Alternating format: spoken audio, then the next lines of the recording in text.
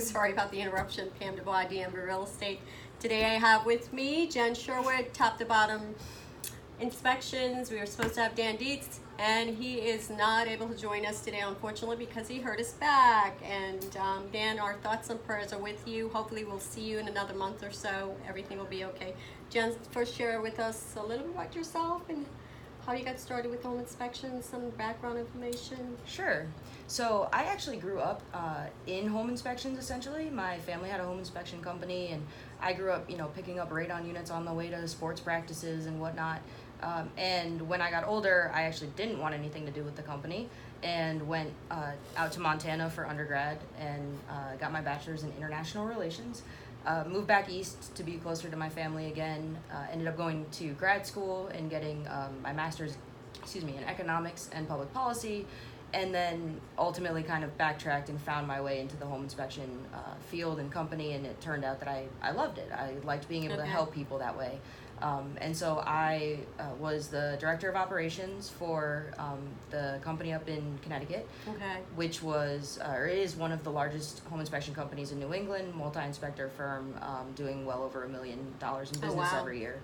And after about 5 years there, I transitioned slightly, and Dan actually managed to convince me to come to Maryland here. Oh, he did? And, so that's how you get to Maryland. Okay. Yeah, I knew him through a networking group. We were in a mastermind group for inspectors, or inspection companies. Okay.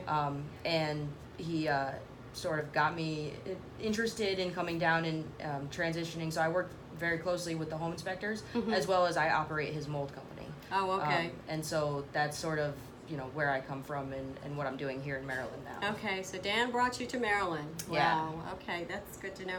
So first, tell us a little bit about your 200% guarantee. Not many companies actually do that out there. That sounds so good. It is one of the things that makes us unique, and it really goes back to us wanting to serve our customers and serve them well.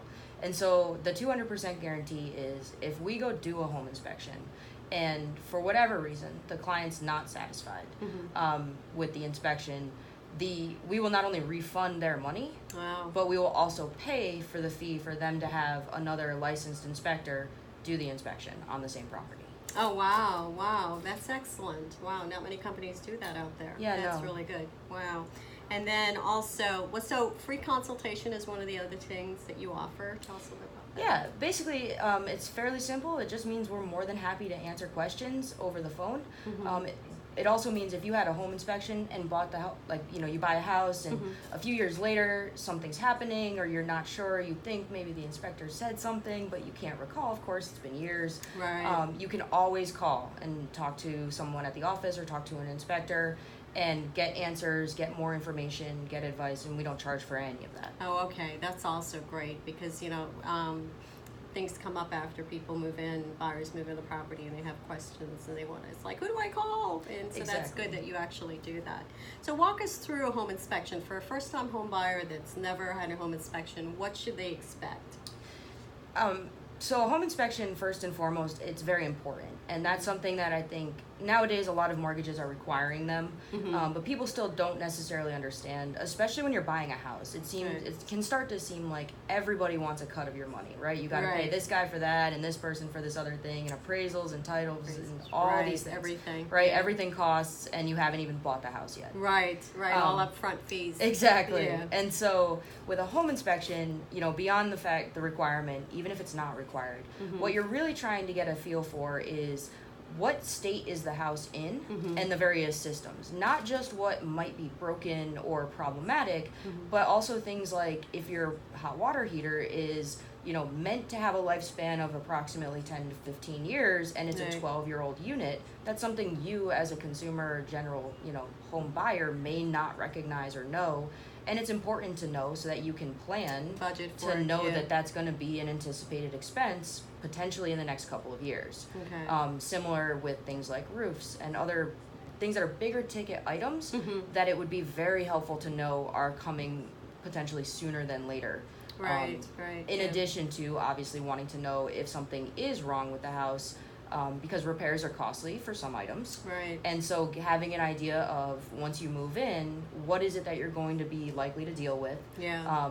And making sure that you can make an informed choice about whether that is the house for you. Right.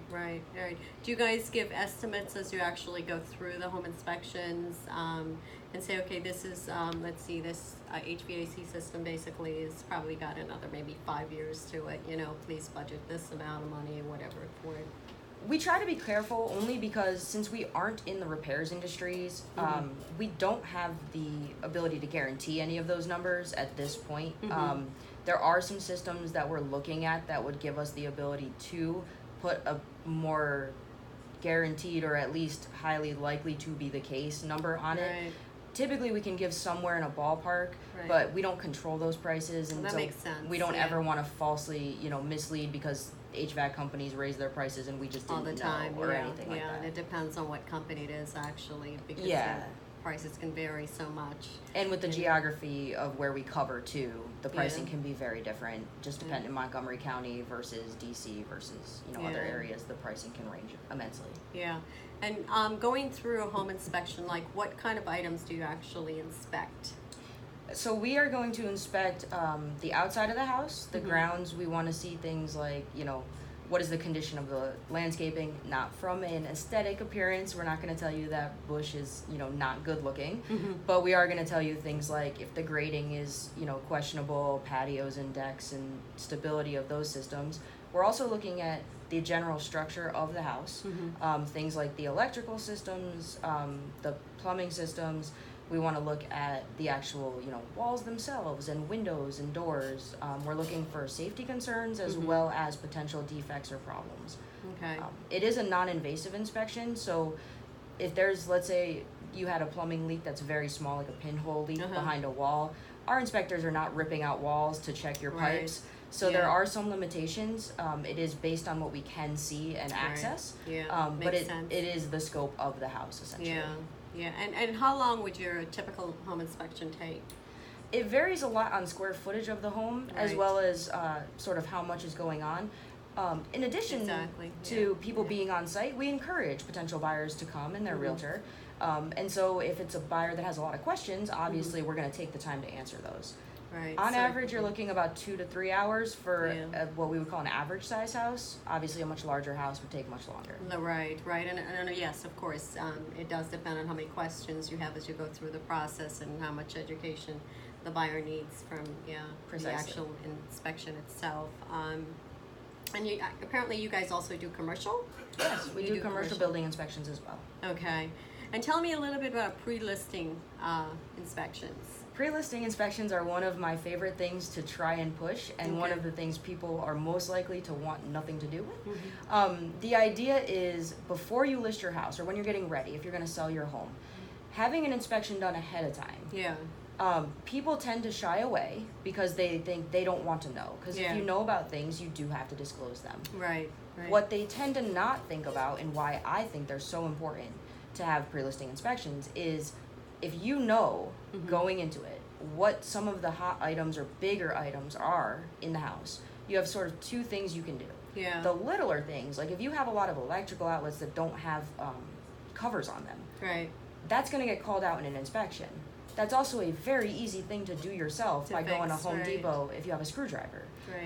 And so when a buyer's looking at your house, one of the things that can happen is if they get a report that has a lot of items, even if they're little items, it tends to feel overwhelming to that buyer. So the more of those little ones that you can fix and take out of the way, the better. Ahead of time, makes total sense. Exactly. It also allows you, if you choose, to make some of the other repairs. If you think, for example, that you need a new roof and you'd rather have it done rather than worry about making concessions, because if you wait for a buyer to find something, you're now somewhat at their mercy of what they're going to request, what they're going to want you to do, even what vendor or contractor they might want you to use. If you're the one who's driving the boat, so to speak, you get to decide what contractor you're using, who you're comfortable with, and how much money you want to put in. Even if you make no repairs, one of the reasons to have a pre-listing inspection is to have a very realistic idea of whether you're priced relatively correctly and what is probably going to come out of negotiations down the line. Right. Yeah. Yeah. It makes sense to actually go ahead and do that ahead of time, so that way you actually know what to expect, and like you said, get a lot of little things out of the way, so you don't have to worry about those, and the buyer comes in and do their own inspections. A lot of it is already taken care of, you know, Precisely. the little things, and it doesn't look like a laundry list of things to do, basically. Radon. Radon. Okay, explain to us what radon is. Someone was asking me the other day, it's like, what is radon? So radon is a gas. Yeah. And it's caused by the breakdown of uranium in the building materials and soil that we use. It is present in all sorts of environments, and you cannot smell it, you can't taste it, you can't see it. Yeah. It is the leading cause of lung cancer in the United States out for non-smokers. Okay. In smokers, it's the obviously second leading cause. Right. And so radon is just basically, it could be in your home. You're gonna want to know because it's easy to fix. There's Yeah. mitigation systems that can get put in, and it's no longer an issue. But if you don't know it's there, you're not going to know Right. that you're potentially going to be Right. harmed by that. Yeah, it's actually a good idea to even actually go ahead and do it if you're living in a home and you're not thinking about selling, you know, and you don't have a radon remediation in your home right now, to go ahead and get a radon test and just get it taken care of. I think they Absolutely. say in Maryland, the radon levels are really high. It's like 1 out of 3 homes, basically. Yeah, it's quite high. And there's no way to predict. It's not by neighborhood. So Yeah. a lot of people say, well, my next door neighbor had it done and theirs was low. Right. That has no bearing on what your house is going to come up Right. as. That's just not how it works. Yeah. And we actually encourage, if you have a radon mitigation system, but it was installed a while ago, to still do a test. To go do it Because you anyway, want to make if sure that that makes system is sense. working. Yeah, that's a good idea, is to go ahead and do it anyway, because you just don't know. It's like, yeah, the house right next door could actually show up not having radon, and then the one here has radon. So it's just Exactly. like, you know, it's like a hit or miss. So always, it's best to go ahead and check it and make sure everything is okay. Precisely. And so we get to talk about mold and Mold. mold inspections. Tell us about mold. Mold is what I do. Mold is this thing that has sort of become a horrible, misunderstood we call a 4-letter word, right? Right. Mold kills deals. Yeah, it And- does. Yeah, it totally does. Yeah. I mean, we would go out of our way back in my old inspection company to find ways to say mold that weren't mold, because as soon as that word came out of your mouth on an inspection, you can just watch the buyer mentally just check out. Yeah. They want nothing to do with it. And a lot of that has to do with more and more information is coming out about how mold can impact people as well Yeah. as buildings. And there's also this idea that fixing a mold problem is just astronomically expensive. It's expensive, right? That's what I've heard. Yeah, it's very Exactly. expensive. And so people tend to just think, look, it's going to be either way too expensive to fix or perhaps impossible to fix. Maybe Right. we'll never get it, right? Yeah. And they don't want to deal with it because in the back of their mind is, it's going to potentially harm my family. Yeah. And so forget it, I'm out. And a lot of those things are actually misunderstood. Yeah. Unfortunately, there are people who are taking advantage of the lack of knowledge and making it a bigger deal. Oh no. Right? Trying to blow it up and become this, hey, everyone should be terrified, Yeah. move out of the house, don't. And the reality of the situation is not that extreme. Yes, mold absolutely can cause health impacts. Yeah. The primary way it does that is as an allergen. If you're allergic to mold, you react, and if you're not, you don't. Yeah. Just like any allergen, right? Yeah. At the same time, just because you're not allergic, if you do have a lot of mold in the house, you're going to want to fix it because humans can develop allergies over time. Right. Just from exposure. And that's not mold specific, that's anything on the planet.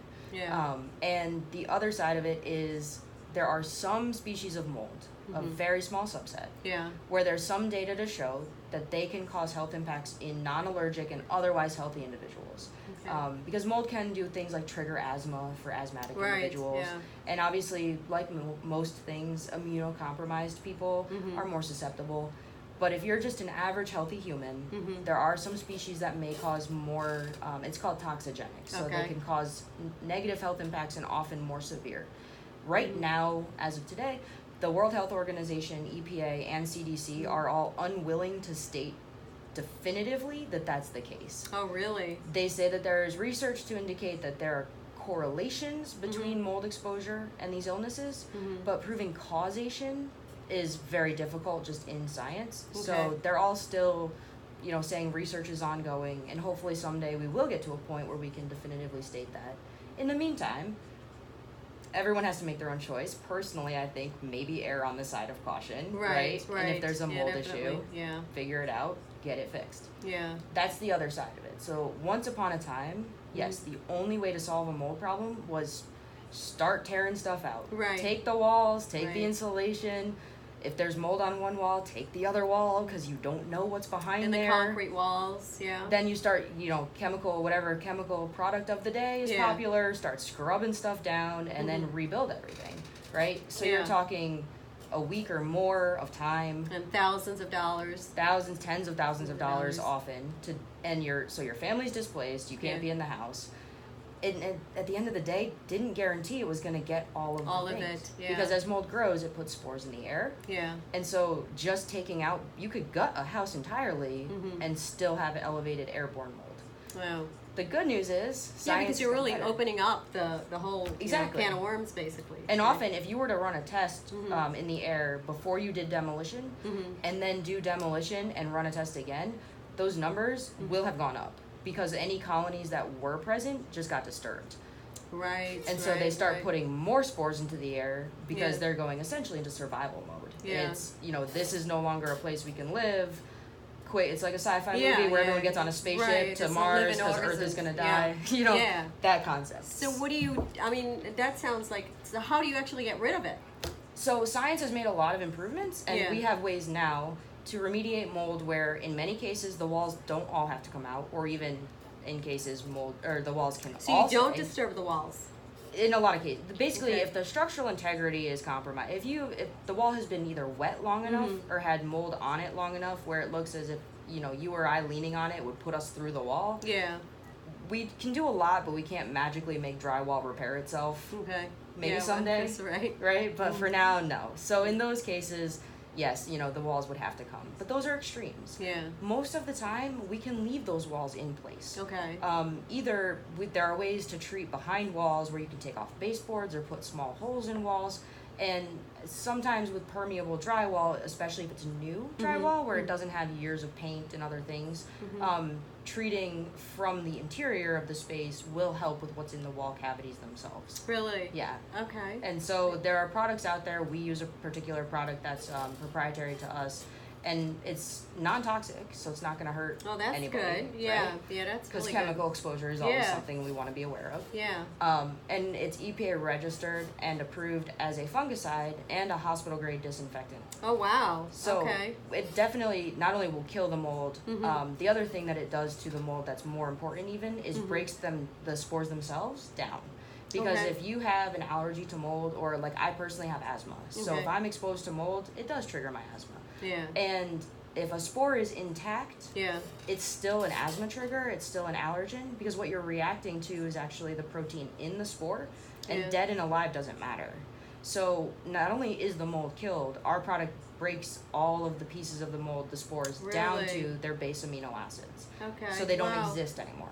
Wow, that's good to know. That's Absolutely. really good to know. So you don't have to knock out, like the brick walls and things like that, because people, they hear mold and they run. It's like, oh my gosh, I don't want this house. Exactly. Yeah. They panic. And now the seller, of course, panics too, because if someone else found mold and they know about it, you have to disclose. Legally. Right. Yeah. Once you disclose mold, people get very scared. They hear the word mold and it's like, oh my gosh. I'm highly allergic to mold. So I can actually walk into a house and go, okay, there's mold in here. Yeah. So it's just one of those things that it's just like in realtor world, mold, and it's like, oh my gosh, mold. Tens of thousands of dollars, like you said, basically. Right. So that's good to know that you can actually get rid of it completely without disturbing a lot of the walls and things like that. Like if you have the brick walls, you don't have to worry about all that. Exactly. Wow. They can stay put. Okay. And so not only is it, obviously less invasive, it's less costly. Just because our scope of work, I don't have to pay a team of guys to be on site for a week to rip out and rebuild a thing. Right. So our overhead being lower means the cost to the client is going to be lower, and our timeline of getting work done is much shorter. Okay. Typically, the actual work where we're on site is a day or less. Oh wow, that's often, really quick. Yeah, an average basement we can do in a half a day. Okay. Now we do ask, like, once we treat, because we apply our product on all the surfaces and into the air. It's Okay. a mist. Okay. Because all those airborne spores. I was going to ask you about that. Okay. Exactly. So, yeah, okay. So if you picture like a foggy room, that's sort of the idea. So we do, although the product's non-toxic, we do want people to stay out of where we treated. Okay. It would be great if they could for 72 hours. We also live in a real world where sometimes that's not viable. Not possible. So 12 to 24 is ideal as a minimum. Okay. And the idea, again, it's not about getting exposed to our chemical because it's not going to hurt you. It's not a chemical. Yeah. Exactly. It's not anything that's going to cause any sort of harm. But when you come in and out of a room, all the air exchanges. And so you're essentially diluting our product. And what we want is for it to have time to Right, be to set in. effective, to Okay. break those spores down and do what it's doing. Okay. And that would make total sense. So they would have to move out, the seller would have to move out, or, do it, I guess basically if it's a vacant property, it makes it easier to do it that way too. Absolutely. Yeah. And if we're only doing part of the house, you can be in other parts of the house.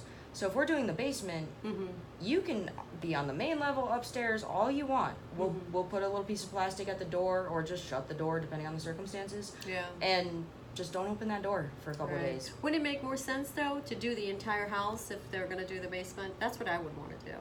Usually what we recommend, especially because often when we work with real estate, it's because the buyer already had something, either testing or had an inspector say that there might be mold. And so the seller is at the stage where they want to do what's required and really not much And not else. more. Right. Right. In a perfect world, at a bare minimum, what we would want is to test all the levels. Yeah. Because although having an issue in the basement does not guarantee that you're going to have issues upstairs, Right. it could be. And yeah, I mean, it could travel, like you said. Exactly. Yeah. And it has everything to do with individual houses and airflow through. And it's not even just the design of the house, but also, how your family, if you have a lot of kids and pets sprinting around, obviously more air is going to exchange Right. than a single person who's only home a couple hours a day. Yeah. Things like that. Yeah, it makes more sense. So, as far as the mold test in itself, how long does that take normally to do a mold test with you guys? So they're actually, unlike radon that sits for a couple days, mold testing is something, each sample, depending on circumstances, run 5 to 10 minutes. Okay. So depending on how many samples we're doing, the average mold testing appointment is from half an hour to an hour. Okay, and how do you actually, this sounds like an ignorant question here. How do you actually do a mold test? I mean, what do you do? Yeah, so there's a few different ways to test. There's air testing and surface testing are the primary ones that come up in real estate. Okay. So a surface test is quite literally a surface test. We have a Okay. couple different ways to do it, or mediums we use depending on the surface itself. Basically a tape or a swab. Okay, And just swab it. yeah, they literally are just gonna poke at the thing that looks like mold, and we send it to a lab for analysis. Okay. Surface tests are somewhat limited because they're testing about an inch of that surface. Okay. But they are helpful to identify even just, is this thing mold? Okay. The air testing is what we tend to push a little harder, in part because, and this is going to sound silly, but if there's mold in a home, we make the general assumption that the average homeowner and their family are not going around licking the spots on the walls that look like mold to see what it tastes like, right? Right. Sounds silly, but when you talk about health impacts, you have to be exposed to a thing to have a health impact. If That you're makes not sense, licking yeah. the walls, that's not an exposure route, Yeah. but you're breathing. You're still breathing. And you don't know what's in the air, and you can't see it. So Right. that's what we want to know. Yeah. So we take air samples where we run an air pump, and it's basically just literally sucks air into a little cassette, a sample. Yeah. We send it to a lab for analysis. We do get results typically within 1 business day. Sometimes it's 2 if there's a holiday or, Okay. So weather. that's not too bad. That's pretty good. A couple days. Yeah, we try to stay, because we work with real estate where there's contingencies Right. and, contract You have to periods. get within a time period, right? Exactly. And air testing, it's worth noting, is comparative. So almost always, weather permitting, there will be an outside sample taken as well. And the reason is mold occurs in nature. So there's mold. Every room on the planet, there's mold. That's just a given. So you do an outside test also? Yes. Wow. Okay. Because what we're actually looking at is not, is there going to be mold in the house? Because that's easy. The answer is yes. Right. Yeah. People don't want to hear that, but it's true. Yeah. But that's because there's mold outside and we come in and out. Our houses aren't airtight. That's a good thing. Yeah. So what we're actually looking at is not, is there mold? It's based on the species types and the quantities. Is it, yeah, this is what we'd expect from normal airflow through a house. Yeah. Or, no, this is really indicative that the problem is sourced in the house. Got It's it. what we would call Makes elevated. sense. Yeah.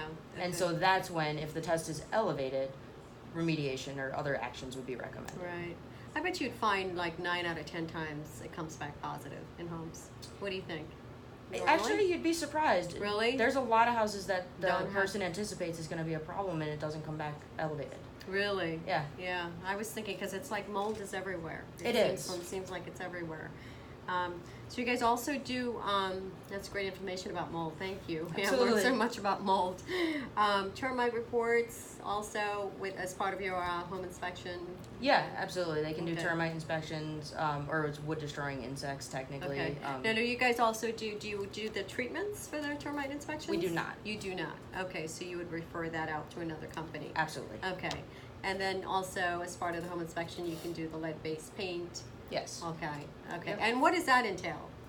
So there's a couple different ways to go about that as well. We do offer XRF certification for lead paint where they're using an XRF, I don't like using the term gun, but I think that's the term, to evaluate. And the thing with an XRF is it can give you a lead safe document where basically you're covered through time. Okay. Lead paint sampling, a lot of people want us to test for lead paint where it's maybe not applicable, because we stopped using lead paint as a society at a certain point in time. Way back, yeah. So our inspectors will, advise the client if they are asking. We're not in the business of doing services or tests that don't make sense, right, for the circumstances. So if it's a house that wasn't built till 1990, there's lead paint. No you don't need to be worried about that. Right, no possibility. Just the ones before 1978. Exactly. Yeah. And so, people just hear lead and get scared and they just want, all the tests. So we'll try to mitigate that. And then the actual lead paint test itself, if applicable, is that they will, again, similar to mold, take a sample and have analysis done and provide you with a report. Okay, yeah. And you guys also do water test. We do. Yeah, water test and also suoscope. Yeah, so you pretty much do everything. Yeah, we sure do try. everything. Anything else you'd like to share with us? We covered a lot. Okay. Yeah, we did cover a lot on mold, which is great. We got some great information. We thank you so much for being here. Yeah, I appreciate it. Dan, we missed you, and hopefully we'll actually have you next time. Top to bottom services, you guys are based out in Montgomery County, and you pretty much cover D.C., Maryland, and Virginia, everywhere? Okay. Thanks again for being with us. Thank you for tuning in, and we will see you next week at 1:30, next Wednesday at 1:30 again. Looking forward to having a lender with us next week. Thanks. Have a great 4th of July, and we'll talk to you soon. Happy holidays. Bye. Bye-bye.